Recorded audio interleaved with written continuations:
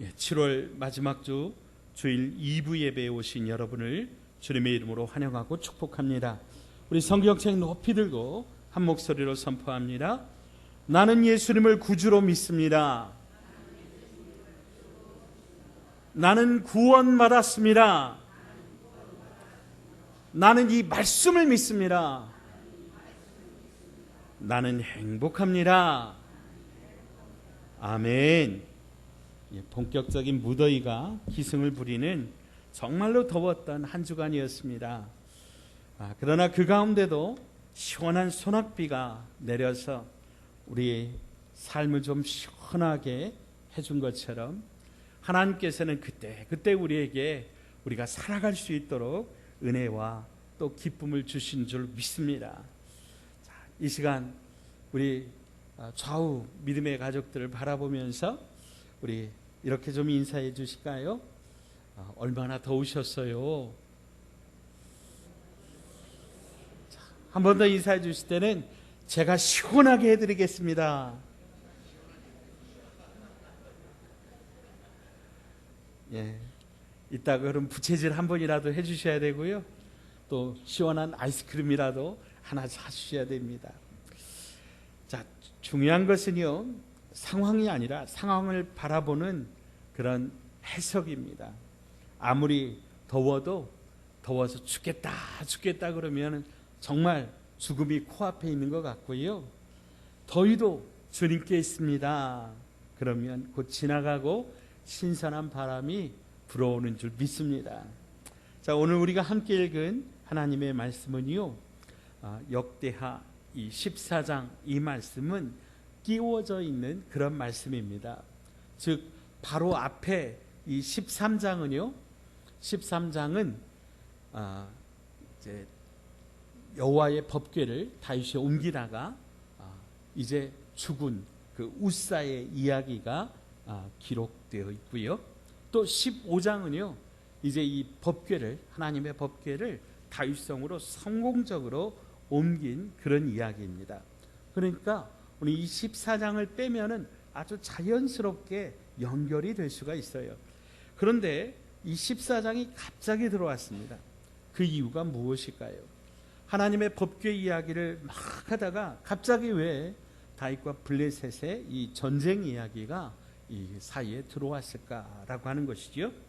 14장은 크게 세 가지 주제로 나눌 수가 있습니다. 1절로 2절에 두로왕 히람이 다윗성을 건축하는데 도왔다라고 하는 이야기와 또 3절에서 7절은 다윗이 예루살렘에서 얻은 그런 자녀들의 이름이 기록되어 있고요. 그리고 이제 오늘 우리가 함께 읽었던 8절부터 17절까지는 다윗이 블레셋과 싸우는 그런 이야기를 담고 있습니다. 그 중에 오늘 우리가 좀 중점적으로 살펴볼 것은 이제 다윗과 블레셋과의 싸움 이야기인데요. 첫 번째로 이제 다윗이 왕이 되었다 함을 듣고 블레셋이 쳐들어왔을 때 이런 일이 일어나게 됩니다. 우리 10절부터 12절까지 같이 한번 읽어봅니다. 10절부터 한 음성으로 읽습니다. 다윗이 하나님께 물어 이르되 내가 블레셋 사람들을 치러 올라가리이까 주께서 그들을 내 손에 넘기시겠나이까 하니 여호와께서 그에게 이르시되 올라가라 내가 그들을 내 손에 넘기리라 하신지라. 이에 무리가 바알 브라심으로 올라갔더니 다윗이 거기서 그들을 치고 다윗이 이르되 하나님이 물을 쪼갰같이 내 손에서 내 대적을 흩으셨다 하므로 그곳 이름을 바알 브라심이라 부르니라. 블레셋 사람이 그들의 우상을 그곳에 버렸으므로 다윗이 명령하여 불에 살으니라. 아멘. 자, 블레셋 군대가 쳐들어왔어요. 그랬더니 다윗이 첫 번째로 보인 행동이 무엇입니까? 다윗이 어떻게 했어요? 다윗이 하나님께 물었습니다. 하나님께 물었습니다. 이 하나님께 묻는다. 이것은 이제 이 역대기 성경의 가장 중요한 주제 중에 하나인데요. 이스라엘은 하나님의 나라이고 하나님께서 이스라엘을 다스리는데 그것을 어떻게 확인할 수 있는가? 하나님의 다스리심이 어떻게 이스라엘에 이루어지고 있는가? 그것은 이스라엘에 세워진 이 왕들이 하나님께 묻고 하나님의 그 응답을 따라서 이스라엘을 통치한다라고 하는 것입니다. 그래서 역대기 상하에는 이 묻다, 하나님께 물었다라고 하는 단어가 약 20차례 반복되어 기록되고 있습니다. 반면에 이제 하나님께 묻지 않아서 실패한 그런 왕이 있는데 바로 대표적인 왕이 사울 왕입니다. 역대상 10장 13절로 14절을 보면은 사울이 죽은 것은 여호와께 범죄하였기 때문이라.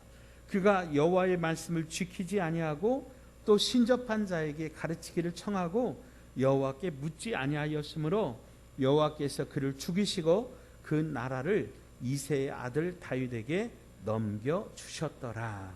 아멘. 여러분, 사울이 왕은 하나님께 물어야 될 것을 하나님께 묻지 않고 점쟁이에게 가서 물었기 때문에 하나님이 이 사울 왕을 죽이시고 이스라엘 나라를 다윗에게 주셨다고 성경은 말씀하고 있습니다. 그러니까 사울 왕과 다윗 왕의 차이점이 뭡니까? 하나님께 물었느냐 묻지 않았느냐라는 차이점입니다. 사랑하는 여러분, 우리는 우리의 모든 일을 하나님께 물어야 합니다. 내 생각, 내 경험, 내 판단이 당장에 내가 보기에는 옳아 보이고 좋아 보이는 것 같지만은 여러분, 그것은 열매가 없고 우리의 삶이 망하는 지름길이라고 하는 거죠. 그러므로 우리가 무슨 일이든지 하나님께 묻고 또 물으면 하나님께서는 우리에게 가장 좋은 길, 가장 형통한 길로 인도해 주실 줄로 믿습니다. 다윗이 이 블레셋과의 전투에서 하나님께 묻습니다. 하나님, 블레셋 군대가 쳐들어왔는데 제가 올라갈까요? 하나님, 그들을 제 손에 붙여주셔서 제가 이길 수 있겠습니까? 하나님께 물어봅니다. 그때 하나님께서 말씀하시죠. 올라가라, 올라가라. 이 응답을 듣고 다시 올라가서 블레셋과의 전투에서 싸워서 이깁니다. 자, 그런데 이제 이 12절 말씀을 보시면은요, 블레셋 사람이 그들의 우상을 그곳에 버렸으므로 다윗이 명령하여 불에 사르느니라 말씀합니다. 다윗이 블레셋 사람들을 물리쳤을 때 그곳에 블레셋 사람들이 가지고 온 우상들이 그곳에 남아 있었다라고 하는 것이죠. 그래서 그것을 발견하고 다윗이 명령해서 불에 태워버렸다라고 하는 거예요. 블레셋 사람들이 우상을 이 전쟁터에 가지고 나온 이유는 그 우상이 점을 치는 도구였거든요. 그래서 그 우상에게 물어서 이 전쟁을 어떻게 할 것인가, 그거에 대한 해답을 가지고 그것으로 전쟁을 하려고 우상들을 가지고 나온 거죠. 그런데 다윗이 그 우상들을 불태워버린 것은 백성들이 나중에라도 하나님의 음성을 듣고 하나님 앞에 묻지 않고 앞에서 말씀드린 것처럼 사울처럼 이렇게 우상에게, 점쟁이에게 물을까봐 그 모든 씨앗을 제거하느라고 그 우상들을 다 불태워버렸다고 하는 거죠. 열왕기하 17장 33절에 보면 이와 같이 그들이 여호와도 경외하고 또한 어디서부터 옮겨왔든지 그 민족의 풍속대로 자기의 신들도 섬겼더라 말씀합니다. 무슨 얘기예요? 나중에 이스라엘에 그런 일들이 실제로 있었다고 하는 거예요. 하나님도 섬기고 그리고 우상도 섬기는 거예요. 여러분, 이것을 쉽게 우리들의 삶에 좀 적용을 한번 해서 이야기를 해보자면, 우리 사랑하는 남녀가 만나서 서로 결혼해서 가정을 이루잖아요. 그런데 남편이 아내에게 그러는 거예요. 나는 당신도 사랑해. 여러분, 그러면 이게 어떻게 되는 거예요? 예, 이 여자만 사랑하는 게 아니라 다른 여자도 사랑한다는 얘기잖아요. 그러니까 당신만을 사랑해. 그래야 되는데 당신도 사랑한다고 하면 여러분, 이게 잘못된 거죠. 하나님은 이것을 경계하셨고, 이스라엘이 이렇게 혼합주의적인 신앙생활을 하는 모습들을 하나님은 싫어하셨다고 하는 거죠. 사울 왕이 이런 혼합주의적인 신앙생활을 했다가 하나님 앞에 버림을 받았다라고 하는 거죠. 그래서 다윗은 이 블레셋 사람들이 남겨오는 우상을 깔끔하게 다 태워버렸다고 하는 것입니다.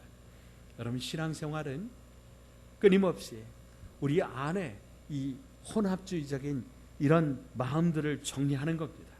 내 마음에 하나님보다 더 의지하고 하나님보다 더 사랑하는 것들이 있다면 그것을 깔끔하게 오늘 이렇게 다윗처럼 불태워버려야 됩니다.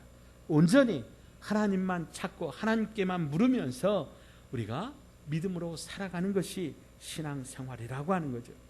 내 안에 두 가지의 마음을 품으면 하나님의 음성이 들려오지 않습니다. 하나님만 섬겨야, 하나님께만 물어야 하나님의 음성이 들려온다라고 하는 것입니다. 여기서 우리는 두 가지의 영적인 교훈을 깨닫게 됩니다. 첫째, 버리고 갈 수 있는 신은 참 신이 아니라고 하는 거죠. 여러분, 이 블레셋 사람들은요, 이스라엘과의 전쟁에서 도망가면서 자기들의 우상을 다 버리고 가버렸어요. 정말로 그들이 그 우상을 진짜 신이라고 생각을 했다면 여러분, 그걸 버리고 갈 수 있겠어요? 근데 그들도 이 우상은 하나의 도구로 여겼기 때문에 버리고 갔다라고 하는 거죠.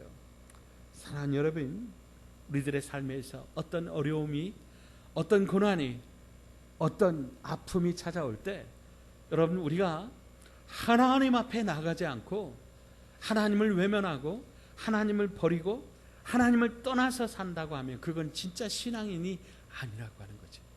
그것은 참으로 하나님을 믿는 게 아니라고 하는 거죠. 어떤 고난이든지 어떤 어려움이든지 어떤 아픔이든지 여러분, 그 순간에 절대로 하나님 떠나지 마시기 바랍니다. 하나님 버리지 마시기 바랍니다. 하나님을 붙잡아야 됩니다. 하나님 앞에 나가야 됩니다. 하나님을 포기하거나 믿음을 부인하는 일이 절대로 없기를 주의 이름으로 축원드립니다. 자, 두 번째로 이 블레셋 사람처럼 우리가 우상을 우리가 따라서 우상을 옮겨서 우상을 섬기면 안 된다라고 하는 거예요. 특별히 다윗처럼 우리는 하나님이 아닌 것들은 과감히 불태워버려야 된다라고 하는 거예요. 주 예수보다도 귀한 것은 없네. 세상 그 무엇과도 바꿀 수 없네. 예수보다도 귀한 것은 없습니다. 예수님보다 더 사랑할 수 있는 것은 없습니다. 예수님보다 더 우리 안에 우리에게 영향력을 끼칠 수 있는 것은 없습니다. 하나님이 원하시지 않는 것이 내 안에 있다면 그것들을 과감히 불태우고 끊어버릴 수 있는 그런 용기, 바로 그것이 다윗의 용기이자 다윗의 거룩이었습니다. 사랑하는 여러분, 저와 여러분도 마찬가지로 하나님이 기뻐하지 않는 삶이 있다면 그것을 과감히 끊어내고 다윗과 같이 불태워버릴 수 있는 그런 믿음의 용기를 가진 하나님의 사람들 다 되시기를 주의 이름으로 축복합니다. 자, 13절에 블레셋이 또다시 쳐들어옵니다. 13절부터 우리 15절까지 같이 한번 읽어봅니다. 함께 읽습니다. 블레셋 사람들이 다시 골짜기를 침범한지라. 다윗이 또 하나님께 묻자온대 하나님이 이르시되 마주 올라가지 말고 그들 뒤로 돌아 뽕나무 숲을 맞은편에서 그들을 기습하되 뽕나무 꼭대기에서 걸음 걷는 소리가 들리거든 곧 나가서 싸우라. 너보다 하나님이 앞서 나가서 블레셋 사람들의 군대를 치리라 하시니라. 아멘. 여러분, 싸움에 져서 도망갔던 블레셋 사람들이요, 더 많은 군대를 모아가지고 다시 한번 싸우러 올라왔어요. 근데 다시 한번 싸우러 왔을 때는요, 그들의 마음이 이제 분개심이 가득한 거예요. 왜요? 첫 번째 싸움에서 수많은 사람들이 죽었어요. 그 가운데는 자기의 형이 있고 자기 아버지가 있고 자기의 동족이 있는 거예요. 그러니까 이 사람들이 분개심에, 적개심에 가득하고 이제 원수를 갚겠다고 하는 마음을 가지고 이제 달려 나온 거예요. 그런 사기가 충천한 그런 블레셋 사람들이 다시 한번 쳐들어왔을 때 다시 얼마나 고민이 됐겠어요. 다시 얼마나 무서웠겠어요. 근데 다윗이 어떻게 행동합니까? 14절 전반부를 보시면요, 다윗이 또 하나님께 묻자온대. 아멘, 아멘. 여러분, 첫 번째 블레셋이 쳐들어왔을 때 그때도 다윗이 뭐 했어요? 하나님께 물었어요. 두 번째 블레셋이 쳐들어왔을 때도 다윗이 어떻게 했어요? 또 물었어요. 사랑하는 여러분, 이렇게 우리가 하나님 앞에 묻고 또 물어야 할 줄로 믿습니다. 우리가 이렇게 하나님 앞에 묻고 또 물을 때 여러분, 하나님은요 아주 구체적으로 아주 실제적으로 그 방법을 가르쳐 주셨다라고 하는 거예요. 오늘 말씀을 제가 좀 쉽게 우리 구어체로 우리 말하는 것처럼 그렇게 한번 옮겨봅니다. 다윗, 그들 앞으로 가지마. 그들은 지금 적개심에 불타고 있어. 그러니까 이번에는 뒤로 가. 이번에는 기습작전을 해야 돼. 뽕나무 숲을 있지? 그 숲을 맞은편으로 가. 그리고 뽕나무 꼭대기에서 걸음 걷는 소리가 들리거든. 곧 나가서 싸워. 그런데 잊지 마. 내가 너희보다 앞서가서 그 블레셋 군대를 칠 거야. 그러니까 걱정하지 마, 다윗. 힘을 내, 다윗. 여러분, 하나님께서 이렇게 다윗에게 응답하여 주신 거예요. 여러분, 우리가 기도할 때, 우리가 하나님 앞에 묻고 또 물을 때 하나님께서 구체적으로 아주 실제적으로 우리에게 이렇게 가르쳐 주신 줄 믿으시기 바랍니다. 그러니까요, 우리가 하나님 앞에 기도할 때요, 하나님 앞에 좀 구체적으로 기도해야 됩니다. 하나님, 구체적으로 가르쳐 주십시오. 하나님, 실제적으로 가르쳐 주십시오. 우리가 어떻게 해야 될지, 우리 가운데 있는 이 문제들에 대해서 우리가 어떻게 해야 될지 하나님 길을 보여달라고 우리가 구체적으로 실제적으로 하나님 앞에 가르쳐 달라고 기도하면 하나님께서 그렇게 역사하시고 그렇게 가르쳐 주십니다. 그러면 그 말씀에 우리가 순종하면 하나님께서 놀라운 기적의 역사를 우리 가운데 보여주는 줄 믿으시기 바랍니다. 주님의 음성에 그대로 순종한 예수를 위한 바보라고 하는 책이 있습니다. 남아프리카 공화국에서 목회하시던 데이빗 케이프 목사님께서 쓰신 그런 책이에요. 어느 날 목사님께 하나님께서 십자가와 성경과 대화와 물통과 수건을 가지고 길거리로 나가서 사람들의 발을 닦아주는 사역을 하라고 하는 그런 음성이 들려온 거예요. 처음에는요, 목사님이 그런 마음을 주신 것이 과연 하나님이 이런 마음을 주신 것을 확신하지 못한 거죠. 평범하게 목회 잘하고 있는데 갑자기 길거리로 나가서 사람들의 발을 닦아주라고 하는 이런 음성이 좀 현실적이지 않다, 그렇게 생각이 드셨던 거예요.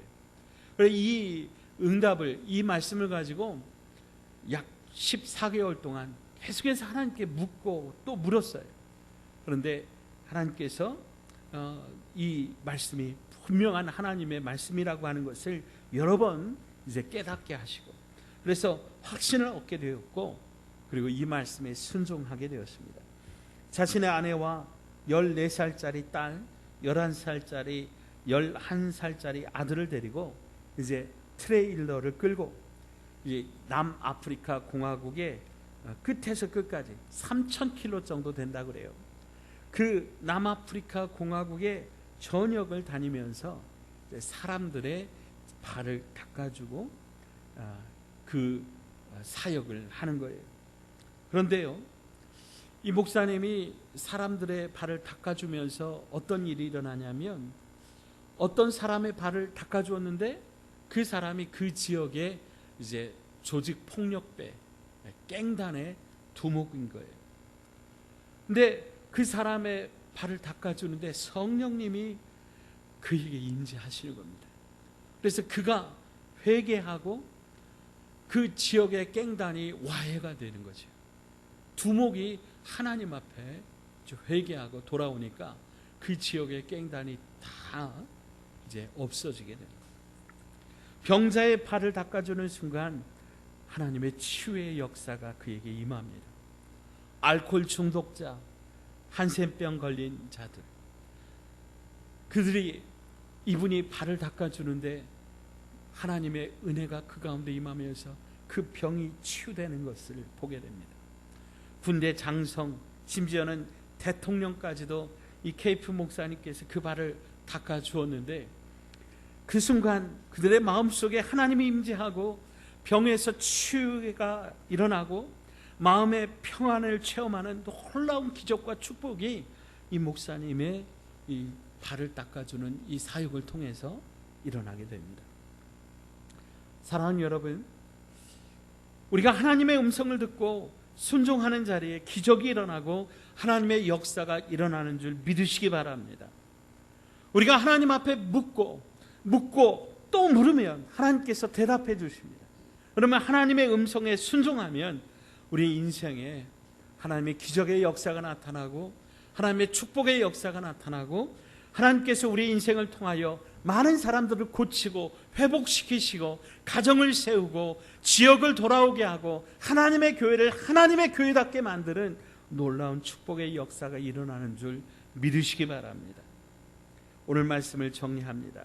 우리는 서두에서 역대상 이 13장에 다윗이 하나님의 법궤를 옮기다가 이제 웃사가 죽은 사건과 또 15장에 다윗이 하나님의 법궤를 성공적으로 다윗성에 옮겨간 그런 장면이 기록되어 있음을 살펴보았습니다. 자, 그런데 갑자기 법궤와는 아무런 상관이 없는 것 같은 이 블레셋과의 전쟁 이야기가 14장에 기록되어 있습니다. 오늘 이 14장의 주제는 오늘 말씀 제목입니다. 다윗이 블레셋과의 전쟁에서 하나님께 묻고 또 물었다고 하는 거예요. 그런데 이 14장의 시각으로 13장을 보면 다윗이 하나님의 법궤를 옮기다가 실패한 이유가 뭐냐라고 하는 거예요. 그것은 하나님께 묻지 않고 자기 생각대로 자기 마음대로 했다라고 하는 거예요. 분명 하나님의 법궤를 하나님의 그 축복 가운데 다윗성으로 옮기는 거, 예루살렘 성으로 옮기는 거 좋은 일인데 하나님의 방법, 하나님의 뜻대로가 아니라 자기 방법대로, 자기 경험대로, 자기가 하고 싶은 대로 했다라고 하는 거예요. 그러면 15장에서 다윗이 이 하나님의 법궤를 성공적으로 이 예루살렘 성으로 옮길 수 있었던 이유는 무엇이냐? 그것은 다윗이 하나님께 물었다라고 하는 거예요. 하나님께 물어서 하나님의 방법은 무엇인지, 하나님의 뜻은 무엇인지 응답을 받고 그 하나님의 말씀대로, 하나님의 뜻대로, 하나님의 방법대로 그렇게 실행을 했다라고 하는 거예요. 사랑하는 여러분, 그러면 우리 이 말씀 우리에게 한번 적용해 봅시다.